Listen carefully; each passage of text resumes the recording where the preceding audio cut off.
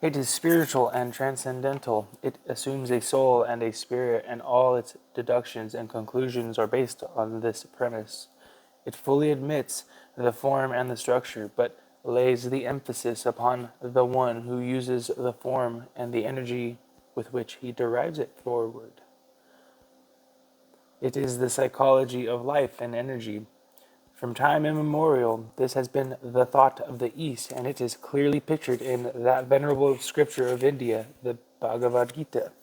The Supreme Spirit here in the body is called the Beholder, the Thinker, the Upholder, the Taster, the Lord, the highest Self, illuminated by the power that dwells in all the senses, yet free from all sense powers, detached, all supporting, not divided into powers, yet enjoying all powers. Without and within all beings, motionless, yet moving, not to be perceived is that, because of its subtlety, that stands afar, yet close at hand. These temporal bodies are declared to belong to the eternal Lord of the body, imperishable, immeasurable. They say the sense powers are higher than objects than the sense powers. Emotion is higher than emotion. Understanding is higher, but higher than understanding is he. Thus, Oriental psychology deals with the cause, with the creator, with the self, whether that self is the human divine self functioning in its own little world of mental, emotional, and physical activities, or the great self in whom all lesser selves live and move and have their being. It claims its great demonstrators and has produced those claiming to know the self, and through that knowledge to be in touch with the subjective self, with the oversoul. These claims, they state, can be substantiated and proven by any who will study their methods and submit to their special training. In the sphere of the energizing self, of the spirit behind and beyond, their position is as clear as that of the Western psychologist in the realm of the energized form. The defects of the two systems are plain and produce deplorable results in each case. The West emphasizes the mechanism, and its tendency is towards the denial of the soul and of a motivating intelligent power. For it, man is but dust of the ground, and into his nostrils was never breathed the Spirit of God. The East recognizes the physical but scorns it, and in so doing becomes responsible for the miserable physical conditions of the Orient. Serious as these defects are, is it not true in this field also that in union there is strength? If the self exists, and this must be demonstrated, and is the conscious divine soul, can it not be aware of the physical plane as well as of its divine affiliations? If it is the dominant energy producing all manifestation, and this too must be proved, cannot that energy be adapted to the structure which it uses in such a wise and significant manner that the best results may be achieved? Cannot the scientific knowledge of the West about the form and the accumulated inherited wisdom of the East about the nature of the soul be brought together intelligently, so that a perfect expression of the soul may be produced through the medium of the mechanism? Cannot matter reach upwards towards mind and soul and spirit, call it what you will, and cannot spirit, assisting that urge upward, perfect the vehicle through which it demonstrates, and thus shine more radiantly? It is in this hope that I write, the hope of combining the materialistic and introspective psychologies, and of harmonizing the West and the East, and so indicate that in their union lies strength and reality. Chapter 2: The Glands and Human Behavior. The study of the glands is in its infancy. Throughout the literature on this subject, one finds statements to the effect that little is known, and that the inner essence, technically called hormones, of any particular glandular secretion has not yet been discovered, and that mystery veils the subject. It is true that the secretions of certain glands have been discovered, and that even in common parlance one hears of the thyroid gland and of the administration of thyroid extract in certain cases, but the secretions of most glands are unknown or have only partly been isolated. Under these circumstances, an intelligent layman, even if not scientifically trained in medicine or in academic psychology, But armed with patience and a stout dictionary, he need not hesitate to venture upon the subject of glands and their secretions and effects, and after diligent study of the available material, to survey the field and report on it. Such a survey, in fact, may be of real value to the general public by supplying it with a ready summary of an important branch of inquiry. It may also be of substantial help even to the trained exponent, not merely enabling him to ascertain the impression which the technical literature makes on others, but especially because a fresh mind, unhampered with scientific data, frequently gains a better perspective of the whole field. This would be particularly so if the one so surveying and reporting has long been versed in the race-old beliefs and age-long convictions of the East on the general subject of psychology. In considering the endocrine system, it is not my intention to describe it in its ordinary physiological terms and effects, such as its relation to the growth of the body, to the hair, heart, blood, and organs of generation. All this can be gathered out of any medical book, even those published in the last century. Rather, is it my intention to ascertain what advanced and modern investigators, medical men, and psychologists infer from a study of the glands and what they judge their effects to be on human behavior, and to check the claims, so often made, that the mysterious internal secretions are responsible for man's actions, emotions, and mentality. In short, for the man himself. Understand the glands, they say, and behold the man. In considering glands in this sense, I shall quote largely from the available books, not merely because one is then more likely to speak as having authority, but also because one thus reflects the given view more freshly and vividly. A partial bibliography will be found at the close of this book. And these books and the trained investigators as a whole use a terminology that staggers the general reader. The secretion of the thyroid gland, for example, has been labeled as triiodotrihydroxygendopropionic acid. Holy moly. As far as possible, I shall avoid such playful expressions. Before considering the glands themselves, it is well to decide what we understand by psychology. In the West, at least, it has abandoned its derivative meaning already given of the logos or law, of the psyche or soul. A recent and clear definition is given by Dr. Leary. The science of human behavior in the largest sense of the word behavior, the science of human behavior in the largest sense of the word behavior, the sense which includes all that human beings do, all that human beings have.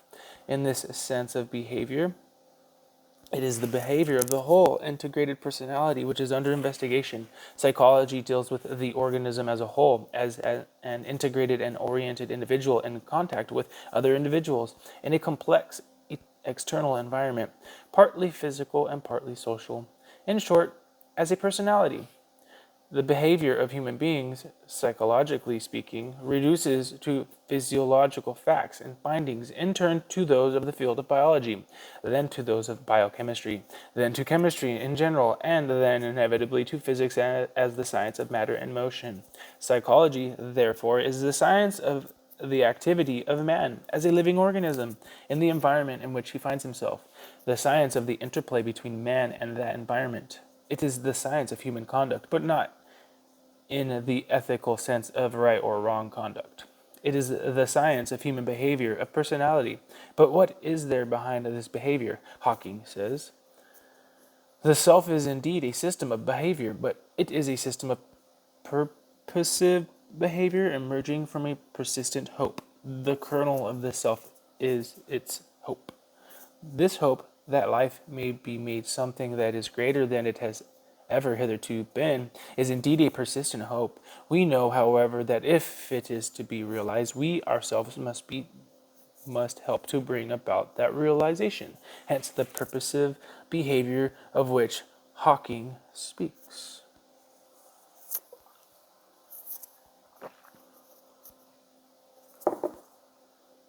In this field of human behavior and personality, there are three main factors. There is first the environment. This is much more than a mere present fact or set of facts or a mere passive stage upon which the drama is played. It has been defined as all that is not the organism, whether cultural, social, physical, or whatnot, present in fact or in record. There is secondly the human apparatus, especially the response apparatus, which we shall presently discuss in greater detail. There is finally conduct. or the result of the interrelation between the environment and the response apparatus. And given a certain environment and a certain response apparatus, certain lines of conduct, it is claimed, are inevitable. The interplay of these three results in human behavior. Our concern here is naturally with the second main factor, the response apparatus. In that apparatus, certain aspects of the mechanism warrant closer attention than others, namely the nervous system.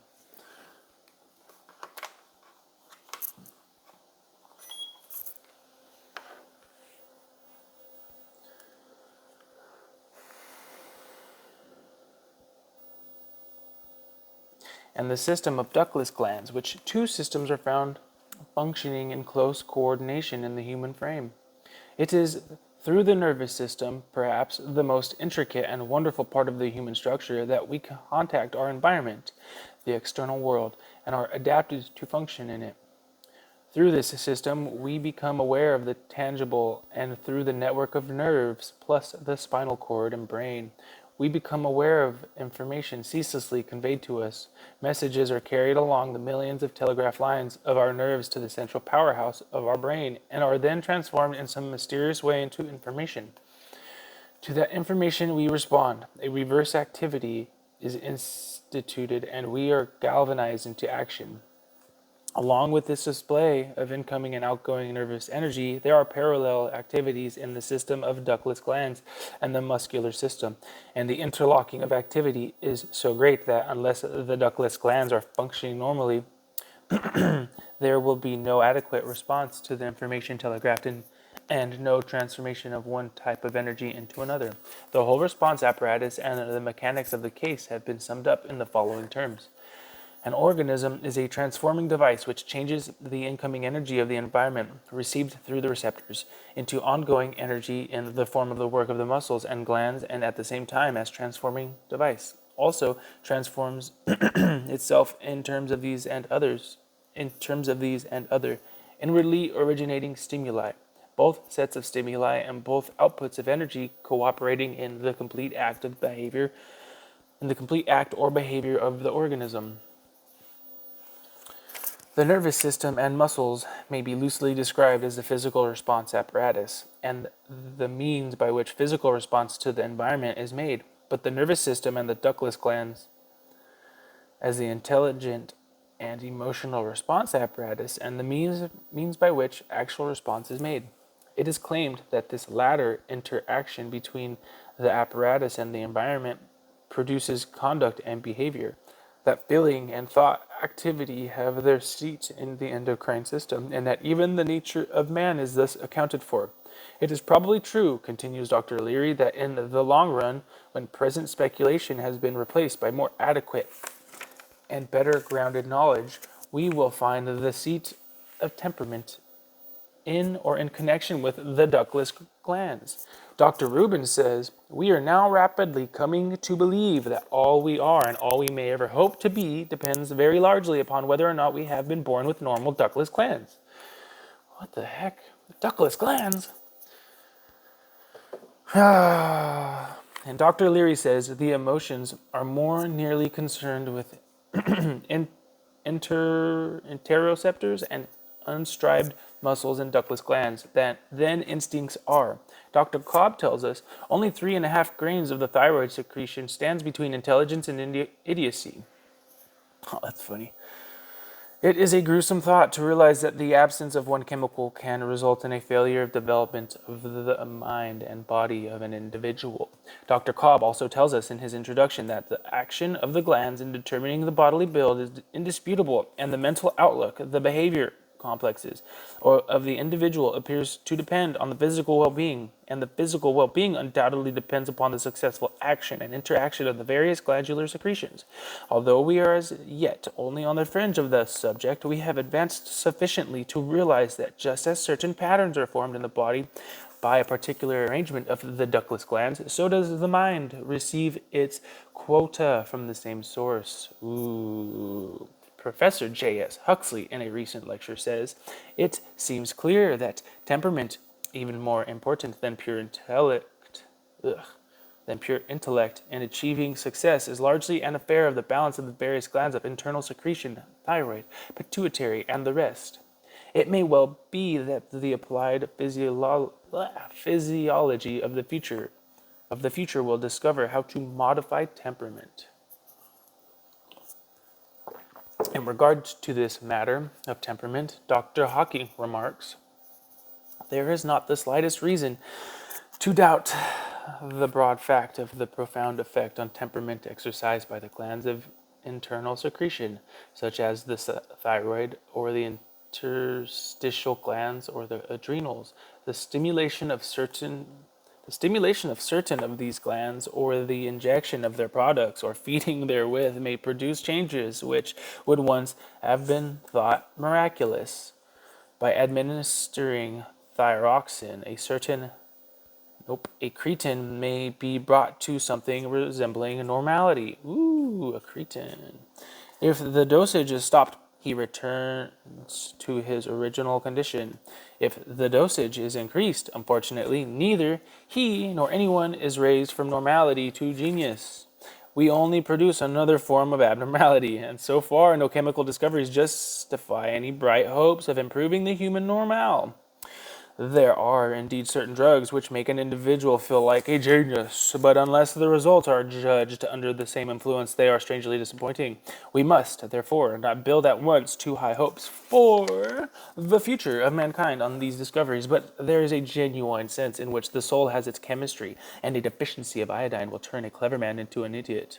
Ah, that's intriguing. So just go to the beach or the ocean. The consideration, therefore, of the ductless glands and of their effect, not only on physical structure but on conduct as well, is of vital importance. What then are the glands, and especially what are the ductless glands often mentioned? Dr. Codd tells us. Glands may be divided into two main groups, those which are concerned with the drainage system, the lymphatic glands, and those which secrete products for use in the bodily work. The lymphatic glands do not concern us here. The second group, whose duty is to contribute fluids which, acting in concert with each other, control and regulate the bodily processes, consist of two subdivisions. The first of these contain glands with ducts down which they discharge their contents. The second possess no ducts, and their secretions are absorbed directly into the bloodstream. These are known as the ductless glands, or endocrine organs, and their products have been called internal secretions. The term endocrinology has been applied to the study of glands of internal secretion. The word endocrine may be noted is from the Greek word krinein, krinein, K-R-I-N-E-I-N, meaning to separate. Dr. Rubin says,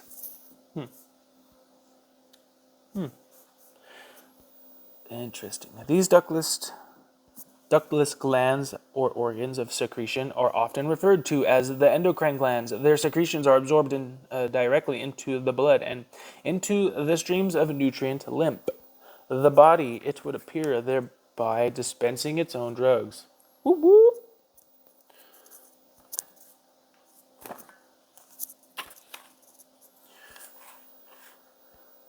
These secretions contain the hormones or chemical messengers of the organism which excite some of the most marvelous reactions known in physiology. In fact, it has been stated that hormones are to physiology what radium is to chemistry.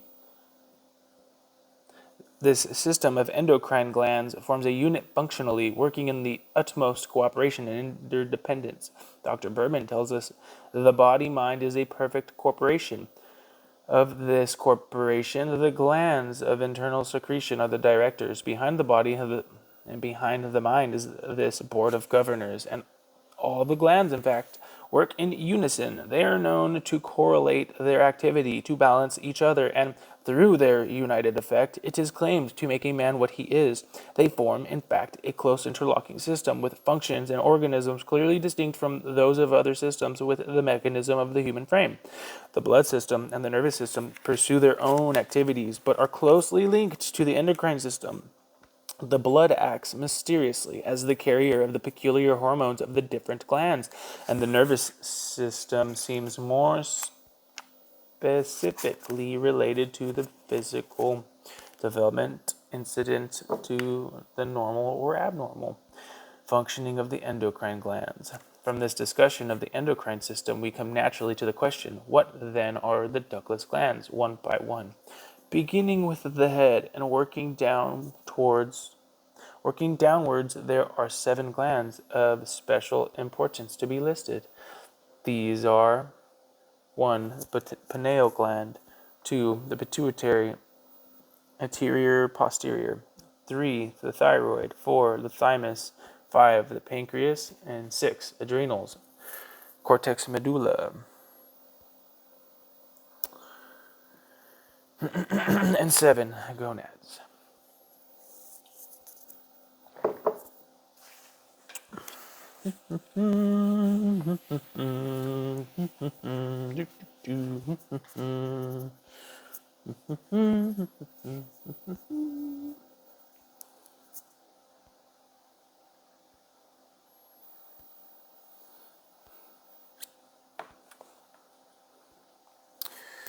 Thus, we have distributed over the head and torso a network of important glands which it is claimed physiologically govern the structure, growth, and chemical changes of the body, and psychologically are responsible for the emotional reactions and the thought processes of the human being. Hence, they would be the producers of his qualities, good and bad, of his behavior and conduct of affairs, and of his very character. We shall now consider the 7 glands mentioned, but confining our discussion to their mental and psychic effects. The pineal gland, location, head, secretion unknown. The pineal gland is cone-shaped, about the size of a pea, and is in the center of the brain, in a tiny cave behind and above the pituitary gland, which lies a little behind the root of the nose. The pineal gland is attached to the 3rd ventricle of the brain. It contains a pigment similar to that in the retina of the eye, and also collections of what have been called brain and particles, Dr. Tilney says. Numerous attempts have been made to determine what function, if any, the pineal body possesses. Is it indispensable to life, or does it play some role important to a particular phase of metabolic activity? We may perhaps concede that this organ does possess a function in man and in most mammals.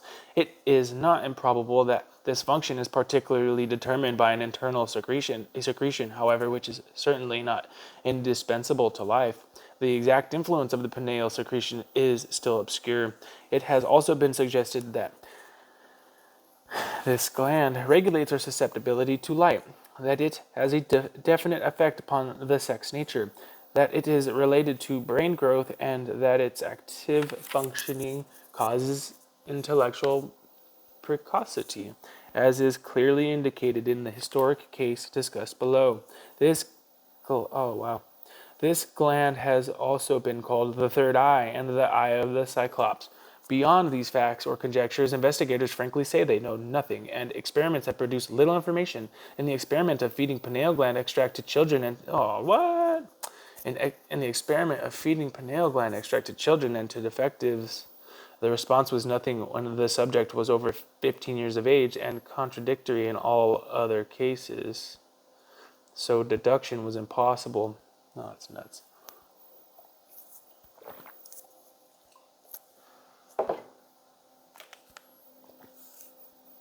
Until a few decades ago, scant attention was paid to the pineal gland. Then came the case noted by Dr. Berman, in which a child was brought to a German clinic. Oh man, really, German. Suffering from eye trouble and headaches. He was 5 years old and very mature, and apparently had reached the age of adolescence. He was abnormally bright mentally, discussing metaphysical and spiritual subjects. He was strongly group conscious and only happy when sharing what he had with others. After his arrival at the clinic, he rapidly grew worse and died in a month. An autopsy showed a tumor of the pineal gland. As will be seen later, this historic case has a special interest in view of the conclusions of Oriental philosophers. Most of the books note that the pineal gland is stated by ancient philosophers to be the seat of the soul, and Descartes is frequently quoted as saying, in man, soul and body touch each other only at a single point, the pineal gland in the head. In the ancient belief that the pineal gland is the seat of the soul, and in the fact apparently established that the pineal gland is a distinctive gland of childhood and atrophies later, is there not perhaps some real connection, some indication of hidden truth? Children have a ready belief in God and recognition of Him. Christ said, "The kingdom of heaven is within you, and except ye become as little children, ye shall not enter the kingdom of heaven." One is mindful too of Wordsworth's ode on imitations of immortality and recollections of early childhood.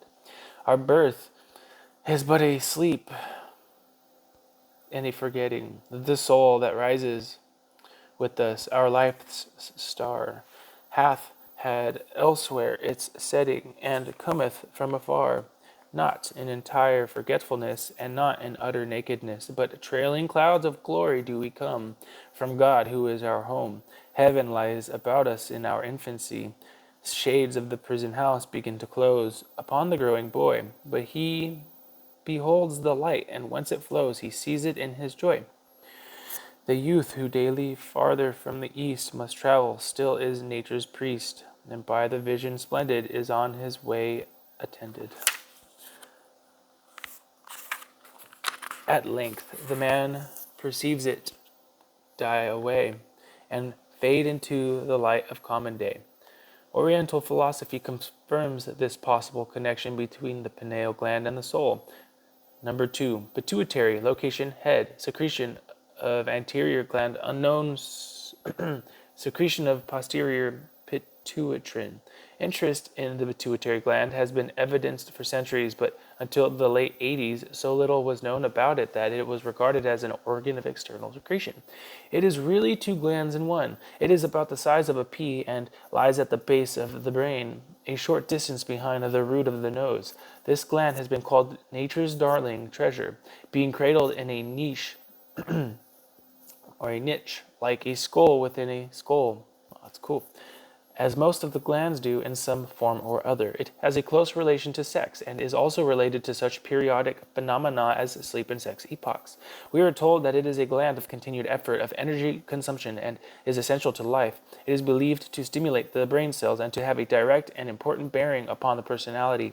We are also informed that insufficient pituitary development causes or at least accompanies conspicuous moral and intellectual inferiority and lack of self-control, but that with a good pituitary development, there will also be pronounced mental activity and endurance. It seems to have a very close connection with our emotional and mental qualities. The pituitary, as we have said, is really 2 glands in one. The secretion of the post-pituitary is pituitrin. The post-pituitary governs the maternal sexual instincts and their sublimations, the social and creative instincts. It might be said to energize deeply the tender emotions for all the basic sentiments, as opposed to the intellectualized, self-protective sentimentalism. Tender-heartedness, sympathy, and suggestibility are interlocked with its functions. The secretion of the anti-pituitary is unknown. The anti-pituitary has been depicted as the gland of intellectuality. By intellectuality, we mean the capacity of the mind to control its environment by concepts and abstract ideas. Dr. Berman also adds, mental activity is accompanied by increased function of the anti-pituitary if intellectual, or of the post-pituitary if emotional. From a study of these comments, it becomes apparent that the personality, qualities, emotions, whether we mean maternal instincts shared with all animals, love of one's fellow man, or love of God, are regarded as largely dependent upon the condition of the pituitary gland, and is also the ability to intellectualize. The approaching the problem from a different angle, the student of the Eastern wisdom proves the relative correctness of all these inferences.